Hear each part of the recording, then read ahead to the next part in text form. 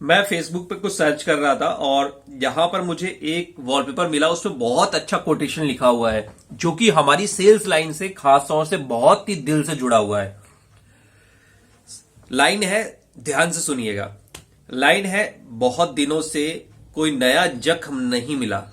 बहुत दिनों से कोई नया जख्म नहीं मिला। जरा पता तो करो आखिर ये अपने हैं कहाँ। बहुत दिनों से कोई नया जख्म नहीं मिला, आखिर पता तो करो आखिर ये अपने हैं कहाँ। ये लाइन और ये दिल को छू गई और मैंने सोचा यार ये बहुत ही सही लाइन है सेल्स वालों के लिए।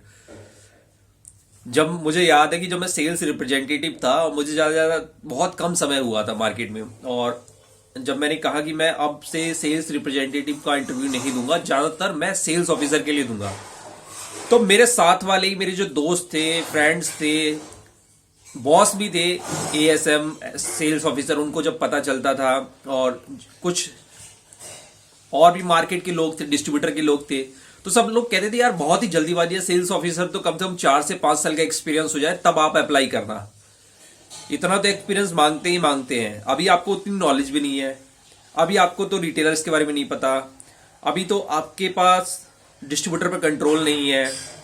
और जो दोस्त थे वो भी ऐसे ही कहते थे कि यार इतना मत उड़ो, ऐसे मिलेगी नहीं, सेल्स ऑफिसर की जॉब इतनी आसान नहीं होती, मिलती नहीं है, अभी आप यहीं पे काम करो। डिस्ट्रीब्यूटर भी ऐसे ही कहता था अभी तो डिस्ट्रीब्यूटर हैंडलिंग आपको नहीं आती, ये नहीं आता, वो नहीं आता, दुनिया भर की चीजें। और मैंने क्या करा, उन सब की बातों को इग्नोर किया और मैंने सेल्स ऑफिसर के इंटरव्यू देना स्टार्ट कर दिया। कुछ दिन बाद ही मैं सेल्स ऑफिसर बन गया और वो उसमें से कुछ लोग मुझसे बोलते थे, कुछ लोग नहीं बोलते थे, ठीक है। और जब मैं बन गया तो कुछ लोग जो बोलते थे वो कहते थे यार ये बहुत टफ जॉब होती है, आप कैसे करोगे, आपको तो पता भी नहीं है इसके बारे में। तो मैं ये पूछना चाहता हूं आपसे, क्या कोई सेल्स ऑफिसर बनना अपनी माँ के पेट से सीख के आता है क्या? मार्केट में जब वो पोजीशन मिलती है तो अपने आप चीजें आ जाती है, क्योंकि उससे नीचे वाली पोजीशन हमने हैंडल करी है और ऐसे लोगों से टच में रहे हैं। तो क्या हम आरएसएम बनने के लिए, मतलब अगर सेल्स रिप्रेजेंटेटिव की जॉब पे आज हम ज्वाइन कर रहे हैं तो 10 साल में हम आरएसएम नहीं बन सकते? उनके हिसाब से तो नहीं बन सकते। उनके हिसाब से तो 5-6 साल बाद सेल्स ऑफिसर बन सकते हैं और फिर 5-6 साल बाद एएसएम के लिए अप्लाई कर सकते हैं। ऐसे 10 साल निकल जाएगी। तो अधिकतर जो लोग आपको डिमोटिवेट करते हैं, आपके अचीवमेंट में, आगे बढ़ने में जो रुकावट पैदा करते हैं, वो घर के लोग होते हैं और ऑफिस और जॉब के लोग होते हैं जो आपको डिमोटिवेट करते हैं। डिमोटिवेट नहीं भी करते तो आपको एक फ्रेम में रख के सोचते हैं यार अभी तो तुम बहुत छोटे हो, अभी तुम्हें और थोड़ा सा सीखना चाहिए, यार तुम बहुत पतले हो, दुबले पतले हो, एएसएम के लिए, मैनेजर के लिए काफी अच्छी बॉडी चाहिए, मतलब गुड लुकिंग बंदा चाहिए, तो मिलना आसान हो जाता है। अभी तो तुम्हें डिस्ट्रीब्यूटर भी नहीं जानता, एक डिस्ट्रीब्यूटर तो बना नहीं सकते।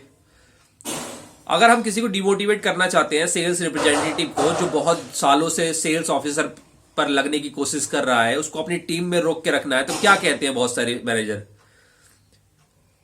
यार अभी तो तुम डिस्ट्रीब्यूटर बनाने की तुम्हारी हिम्मत है नहीं, डिस्ट्रीब्यूटर बनाना तुम्हें आता नहीं है, टारगेट तुम पूरे नहीं करते और सेल्स ऑफिसर बनने का सपना देखते हो। इसी तरह से हम डिमोटिवेट करते हैं ना, ताकि वो डिमोटिवेट हो जाए, किसी और कंपनी में सेल्स ऑफिसर के लिए ना देखे और उसे लगे कि वो इतना खराब बंदा है कि ये कंपनी उसको रख के एहसान कर रही है, तो वो वहीं पर टिका रहे।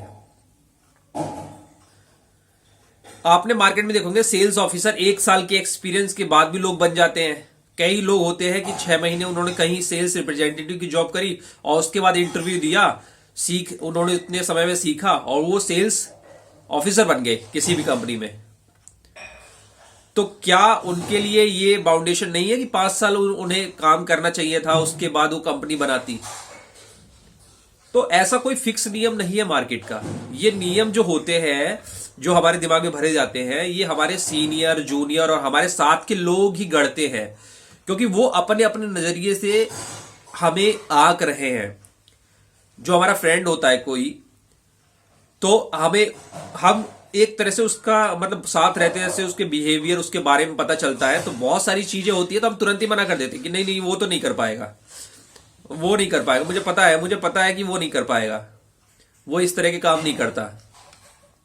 मुझे पता है वो ज्यादा प्रेशर नहीं ले पाएगा, मुझे पता है उसके बारे में। तो बहुत सारे लोग आपका खुद जजमेंट बना के बैठे हुए हैं। मुझे याद है जब मैं आरएसएम बन गया, पहली बार आरएसएम बन गया और मैंने फोन किया अपने दोस्त को बताने के लिए, तो वो तो उसको तो विश्वास ही नहीं हो रहा था। वो कह रहा था नहीं ऑफर लेटर भेज, मुझे ऑफर लेटर भेजो, मेल करो, फिर मैं देखूंगा कंपनी कहीं फ्रॉड तो नहीं है, कोई फर्जी कंपनी तो नहीं है, कोई नई कंपनी तो नहीं है, पैसे डूब तो नहीं जाएंगे, या तुम्हारे साथ मजाक तो नहीं कर रही, तो मुझे ऑफर लेटर भेजो। मैंने उसे ऑफर लेटर भेजा, कंपनी का नाम हटा के ऑफर लेटर भेजा, तब उसे विश्वास हुआ। फिर उसने कहा यार ये कैसे करोगे, चलो 1-2 महीने कर लो, फिर तो नौकरी चली ही जाएगी, फिर कहीं मैं बता दूंगा 1-2 जगह, वहां पर ट्राई कर लेना फिर एएसएम के लिए। इस तरह के कमेंट थे उसके पॉजिटिव। तो मैंने भी सोचा, मैं उनसे प्रभावित था, मैंने भी सोचा ठीक है यार 1-2 महीने कर लेते हैं, अगर 1-2 महीने में कंपनी निकाल भी देगी तो एक आरएसएम का एक्सपीरियंस हो जाएगा कि आरएसएम के ऊपर क्या रिस्पॉन्सिबिलिटी होती है, क्या उसका वर्क प्रेशर होता है। तो अगली बार अगर आरएसएम के लिए देंगे तो वो चीज मार्केट में एएसएम रहते और सीखने की कोशिश करेंगे। मैं उसकी बातों से घबराया नहीं, उसकी बातों से डिमोटिवेट नहीं किया, मैं भी उसकी बातों में ही, मतलब मेरा भी मन ये था चलो 1-2 महीने 3 महीने अगर आरएसएम सही कर दिया तो रहेंगे, नहीं तो कंपनी निकाल ही देगी, ऐसे विचार थे, क्योंकि आसपास के लोग ऐसे थे। और जब मैं आरएसएम का काम किया, कुछ नहीं, जब वो रिस्पॉन्सिबिलिटी आती, ऐसा तो है नहीं कि मैं डायरेक्ट मार्केट में नया बंदा था एकदम से आरएसएम बना।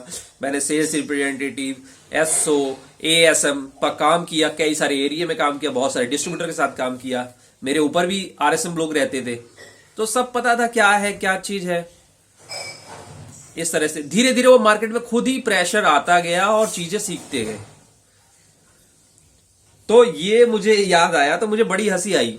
बहुत दिनों से कोई जख्म नहीं मिला, जरा पता तो करो आखिर ये अपने हैं कहां।